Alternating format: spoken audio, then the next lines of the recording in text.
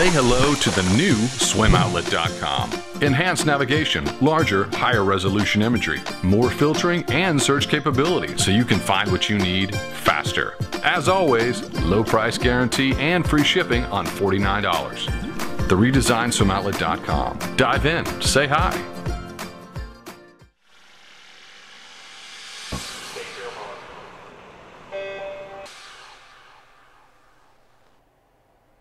This is the Morning Swim Show for Monday, July 28th, 2014. I'm your host, Jeff Cummings. Adolph Kiefer turned 96 last month, and the legendary swimmer and swimming equipment innovator still manages to get in some laps at a local pool when he can. Swimming World and the International Swimming Hall of Fame have partnered to request that Kiefer receive the U.S. Presidential Medal of Freedom, the highest honor an American citizen can receive. Not only was Kiefer unbeaten in the 100 backstroke for 7 years, winning the gold medal at the 1936 Olympics, but had a profound effect on the way military personnel are trained to swim. He helped create a manual for instructors to use for adult swim classes to help soldiers be better swimmers, an ability that would come in very handy during World War II. Many of Kiefer's techniques that were a bit revolutionary back in the 1940s are still in use today. Today, we're going to bring you one of our best interviews ever done on SwimmingWorld.tv. In 2007, Brent Rudermiller had the opportunity to speak with Kiefer the day after Kiefer received the gold medallion from the International Swimming Hall of Fame. Kiefer takes us on a journey back to his swimming glory days in the 1930s and his contributions to the aquatic community that he innovated with the company that bears his name. You're watching Swimming World TV, and I'm your host, Brent Rudermiller. And right now, we have the pleasure to meet with Adolph Kiefer. Thanks for joining us, Adolph. Glad to be here. Last night was a special night for you. You were given the highest award that the International Swimming Hall of Fame has, the Golden Medallion Award. Right. Well, I was really very, very honored, and I don't know why they picked me because there's so many other great people. Well, I'll tell you why. The Golden Medallion Award for our viewers is the highest award given for those who are not only swimmers, but they've gone on to exceed in professional, whether it's in education, business, and you've made such a contribution to the society worldwide, and you should feel very proud about that. I do, because I still feel that we have many goals to achieve even today with more research and development, more improvements in swimming techniques, more improvements in safety apparatus, more improvements in clean water and clean air, especially because of the problems we're having today with quality water. Let's talk about what you did, in the past that really got you to this point. And everyone knows in 1936 you won a gold medal, but 1935 was a pretty unsteady time in the world. And I understand you were over in Germany doing some exhibition swims. Tell us about 1935 and what was going on in the world. 1935 was it's still in high school. I had to have a tutor with me to make sure I studied while I was in 6 countries. We had 32, it was there for 32 days. I did 29 races, 29 meets in that short time. Was part of that getting ready for the Olympics, knowing that the Olympics were going to be in Germany? It was all the preparation for the Olympics, but it was more or less to get acquainted with all the other countries. And I think it had something to do with the fact that there were some restrictions about U.S. participation in the 1936 Olympics. Did you know what was really going on in Germany at that time with some of the persecutions of the Jews? It was very obvious that there was the persecution of mostly of the Jewish, because there'd be signs in the window of the Jewish Star of David, and there was sometimes, I remember in one town they actually had armbands with the Star of David on their arms, and that was in Leipzig, by the way, Leipzig, Germany, and I stopped to talk to him. I said, "What are you wearing that band on your arm for?" And he walked away from me because he saw the Gestapo right there walking down the other direction. So then I asked the Gestapo what it was all about, but he wouldn't talk to me. It was very obvious. So there, at that time in 1935, was there talk about not going to the Olympics? Tremendous. For 2 years, we didn't know that we, the athletes, that's including all sports, didn't realize until the day before the boat sailed that we were actually going to go. SS Manhattan.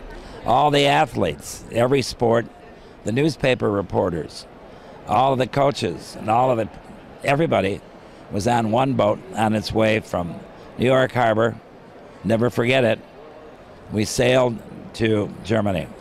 Adolph, how would your life been if you did not go to the Olympics, if that Olympics was canceled? I would feel that I would not have done what I wanted to do with my life. I wanted to make a contribution. I was so thrilled with the Olympics and winning a gold medal and meeting all these wonderful athletes from all over the world and making permanent friends with them forever. And I felt that this is one way the Olympics is very essential as far as solving wars, having fellowship and understanding of mankind, which is really the tradition of what the Olympics is all about. Have you ever thought about those 1980 Olympians and the effect that they had on their life? Did you ever put any contemplate the parallels there by them being boycotted? Well, unfortunately, that was the President of the United States at that time had this opposition to Russia at the time. And, of course, then we did not go, and one other country didn't go. And, of course, then the disappointment was that in '84, this is very bad because the Olympics have nothing to do with politics, although it's the theme today that it does, but it really doesn't. So here you are in Berlin, 1936, and Jesse Owens is really the talk of the Olympics. And should be. Jesse won 4 medals. He was the pyramid of the Olympics. He tells more about the Olympic Games than what it really means, mainly because there was a controversy because of the fact that he's an African American. Jesse, I used to carry his bag. I'm glad you asked about that because he was my ideal. He was the captain of the team. I was the youngest member of the Olympic team, and he was good to me, and I always carried his bag and watched him work out. I was there when he won all the 4 gold medals, and he was there when I won the gold medal in swimming. Here it is, 1936. You know, you win the gold medal, and you got to have a lot of camaraderie. A few years later, we're in war. You're stationed in Norfolk, Virginia, naval base, and at that time, you were inspired to take your knowledge to teach others how to swim. What inspired you to start teaching the naval? When I noticed the ships coming in at Norfolk Naval Air Station and the base, all torn up, written up, whether there's the British ships or the U.S. ships. There were German submarines right offshore, and most of our ships were having trouble, drastically being torpedoed by the German subs, trying to make their way to give supplies to England in support of the war and in support of the troops. And that we were losing more lives because of drowning than bullets. What can the younger generation learn from that period of time? The younger generation should realize that we're all to contribute to stay in shape. I think the biggest feeling here is that physical fitness for a stronger, healthier America would be a good theme. The youth of America needs health, fun, and sports. They need the feeling of competition. It's you win and lose. If you've never competed, you never know what it's like to win. You have a feeling of defeat. But an athlete knows that you don't win every race. So you have the in and out of victory and losing. You realize that you must strive to do better. So that's what you have to do, is instill the passion of achievement.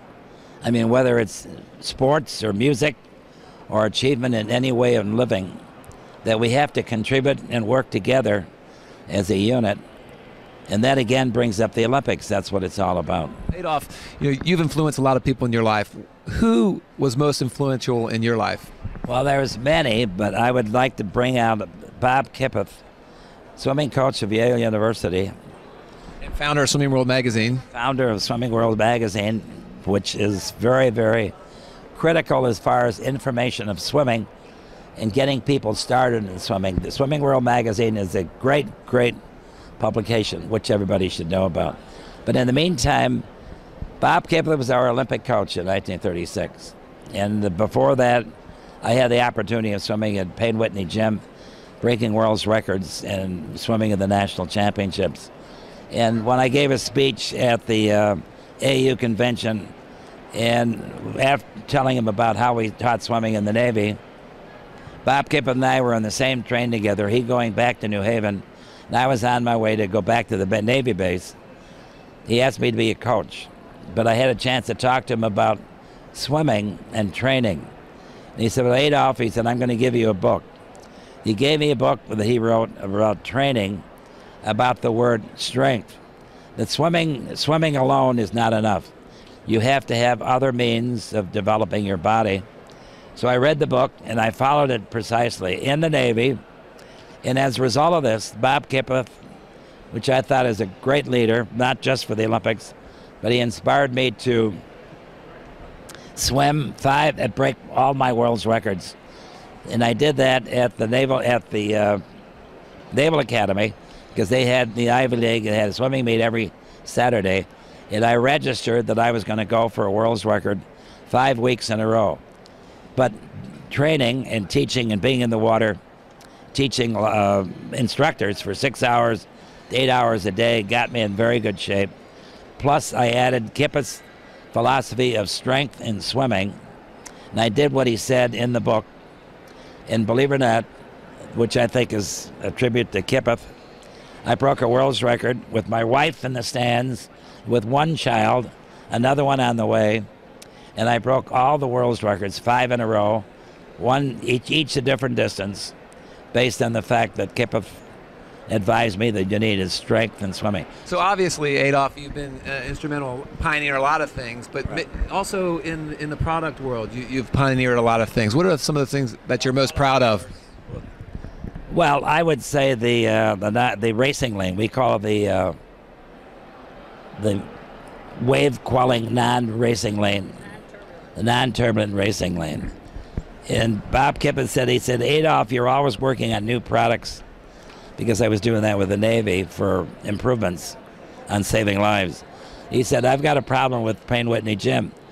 It's wavy, and we don't know. The best swimming lane is lane 3. He said, can't we cut down the wave formation so that it's equal swimming in lane 8 or lane 3? And I said, yes. I said, I think that we can do that. And he said, and he had a few ideas about the gutters and things of that nature. There was no rebound. And I said, well, give me 6 months. So I thought about it, and I remembered several things. Like, I remember going out and going to a restaurant in Baltimore during the Navy days, and they had a candle with a glass frame around it with a very fine mesh, like you carry oranges home from the office or from the stores. So I went to see the inventor of that meshed plastic. Was happened to be an English patent. And I went to the factory and talked to the inventor and said, can you make the circumstances, can you make it rigid? Can you make it 12 inches in length? Can you make it with these holes? So it turned out to be that the first non-turbulence racing lane took me 2 years, had it manufactured, we put it together, we put it in the first national meet, and it was a success from day one. Take us back in time with racing suits. What were the kind of racing suits that you grew up in, and then where did it evolve to during your time? Well, in the Olympics, we wore full suits, top to bottom. Made out of what material? Well, some of them were wool, some of them were silk. The Olympic suits were silk. In fact, they were from Japan. And they were very sheer, but you would cut your shoulders quite a bit when you were swimming. So when the war was over, we decided to find a new method. So we found, everybody was talking about nylon just being created, and everybody wanted to have nylon socks. Nylon socks, I decided why not take that same material, make the mesh a little bit heavier and stronger. So we did a 40 nylon linear plastic materials in nylon, and we had it was stretchy enough so it would fit and form to the body instead of being loose and baggy is what we had before. And I found out that it worked. And I had a friend in Chicago called Vassar's Wear. They made corsets and girdles. And I said, can you help me with this? And the guy knew me, and he said, of course I will. So I talked to the forelady. I said, I want to have it cut like this, and I want it stitched together, but it was all white. And I went to a mill in Libertyville, Illinois, and had them dye it in various colors so we could have, team colors. Took it back, and then I had them steam it to get out the wrinkles, sew it all up, and put them in boxes, a dozen to a box.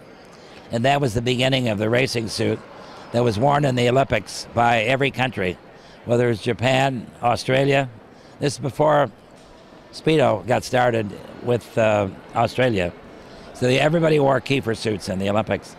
But we donated them free of charge to the U.S. teams. And we did that now for 4 Olympics. And so now we still make suits. Our Kiefer suits are very popular in Europe. So what's the big dream on the horizon for you, Adolph? My dream, of course, is everybody swim, both boys and girls, to avoid drownings, to have people realize that swimming is #1 for sports, for fun, for health. And in the words of the Hawaiian, Ioawa ke Iaine Kapona, which was King Kamehameha's slogan on all of his shirts that you might remember from Hawaii. That means the life of the land is perpetuated by righteousness, which really means it's the good things in life that keep the world going. On with the world, on with the Olympics, and on with the International Swimming Hall of Fame. And on with Adolph Kiefer. Thanks for joining us, Adolph. Thank you.